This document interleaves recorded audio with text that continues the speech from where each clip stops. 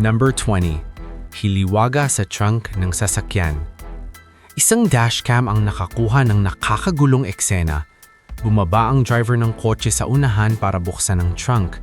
Tapos biglang may nilalang na parang paniki ang sumugod at pinatumba siya. Mas lalo pang naging kakaiba nang may maliit na humanoid na may puting sombrero ang dahan-dahang lumabas mula sa trunk na parang may sariling pakay. Kaya hanggang ngayon, walang makapagpaliwanag kung ano talaga ang nangyari. Number 19. Pagkakita sa griffin sa gubat. Sa kuha ng night vision sa gitna ng kagubatan, may higanding nilalang na tila halo ng agila at leon ang lumitaw malapit sa isang sapa. Kalmado pero nakakakilabot ang galaw. Dahil grainy ang video, hati ang paniniwala ng mga nanood. Tunay ba itong griffin o isa lang itong maling akala? Pero ang vibe ng eksena ay parang may alamat na biglang nabuhay sa dilim. Number 18. Totoo ang Pegasus.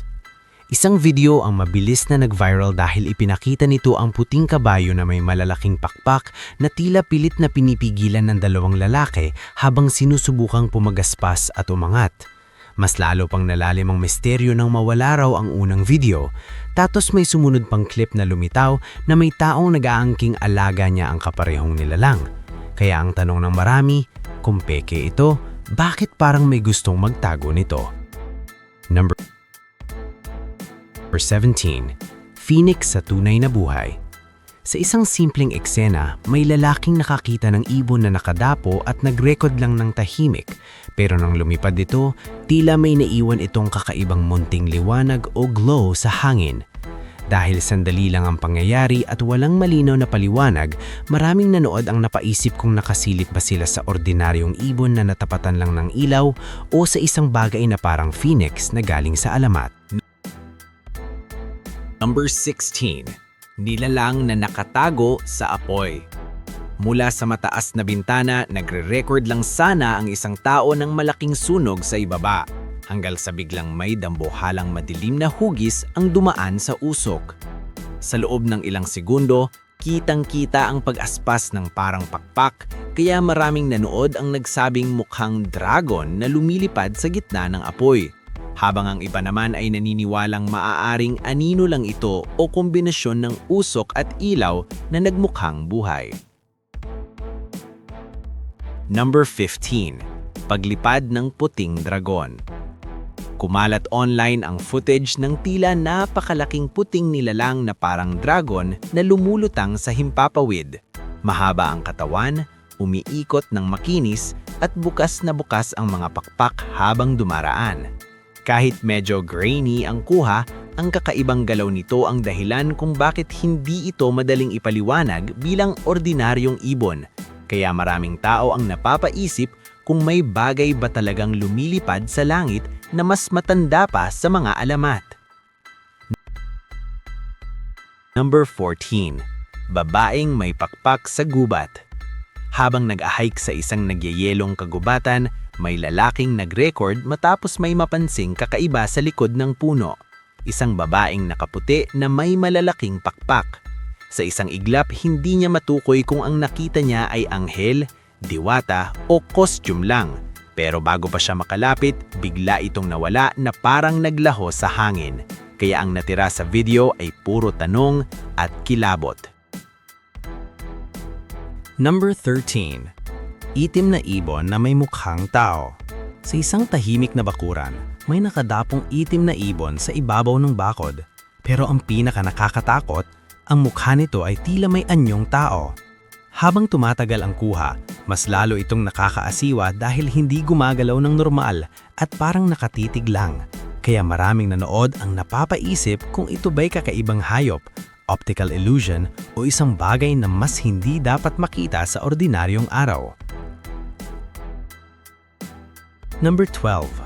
Kabayo na may pakpak sa bukirin. Bago magbukang liwayway sa isang tahimik na bukirin, may mga lokal na nakakuha ng video ng kabayo pero hindi ito ordinaryo dahil may malalapad na pakpak na nakausli sa balikat nito. Habang kalmado itong naglalakad malapit sa kamalig at parang walang pakialam sa camera, lalong nakakapagtaka kung paano ito maipapaliwanag. Kaya ang clip ay iniwan ng mga nanood na nagdududa kung totoo ba ang nakita nila o isang napakagaling na panlilinlang. Number 11. Dragon sa maulang langit. Bago pa tuluyang bumuhos ang ulan, may mga nakakita raw ng napakalaking nilalang na lumilipad sa kalangitan, malapad ang pakpak, may mahabang buntot, at gumagalaw na parang sanay sa paglipad. Sa video, ilang sandali lang itong kita bago maglaho sa ulap, pero sapat na iyon para mag-iwan ng takot at pagtataka. Kung hindi ito ibon, ano ang kayang lumipad ng ganoon kataas at kakinis, at bakit lumitaw mismo bago ang unos? Number 10. Engkwentro sa hagis ng Scotland. Sa gitna ng family trip, may nakunan silang kakaibang bola ng balahibon na gumugulong at tumatakbo sa lupa na parang may sariling isip. Nang in-upload nila ito, may mga nagsabing kahawig daw ito ng alamat na Scottish Haggis, nilalang na sinasabing may kakaibang mga paa para makatakbo sa matatarik na burol. Kaya imbes na takot, halo itong tawa at kaba dahil parang folklore na biglang naging totoo sa video. Number 9. Nilalang na may pakpak sa gilid ng bundok. Habang nag-hike sa bundok, may lalaking nag-zoom sa malayong gilid ng bato matapos makarinig ng mga kwento tungkol sa kakaibang nilalang sa lugar.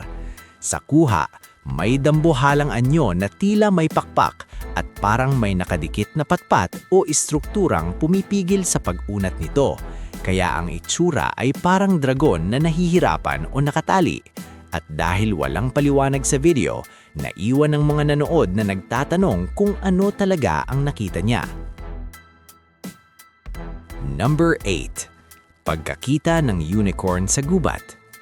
Habang naglalakad malapit sa isang kagubatan sa England, may nakuna ng isang hiker na 2 kabayong naninginain. Isa'y normal na kayumbangi, pero ang isa'y puti na may iisang sungay sa noo. Hindi malinaw ang eksaktong lokasyon at detalye, kaya hati ang mga nanood kung ito ba'y tunay na unicorn o isang bihirang deformity lang. Pero ang simple at tahimik na kuha ang mas nakakapagpakilabot kasi parang walang arte, parang bigla mo lang siyang nakita sa totoong buhay. Number 7. Mothman na lumilipad sa gabi. Sa isang gabing madilim, may nakakita ng winged na figurang lumilipad sa kalangitan at ang pinakakapansin-pansin ay ang kumikislap na mga mata nito. Sa video, ang mga pakpak ay parang paniki, malalaki, mabigat tignan at nagbibigay ng aura na hindi pangkaraniwan, kaya agad itong inihambing ng marami sa alamat ng Mothman. Maiksi lang ang footage pero sapat para mag-iwan ng tanong, kung hindi ito Mothman, ano ang nilalang na kayang lumipad sa gabi na may mga matang tila ilaw sa dilim? Number 6. Griffin sa laboratorio sa China.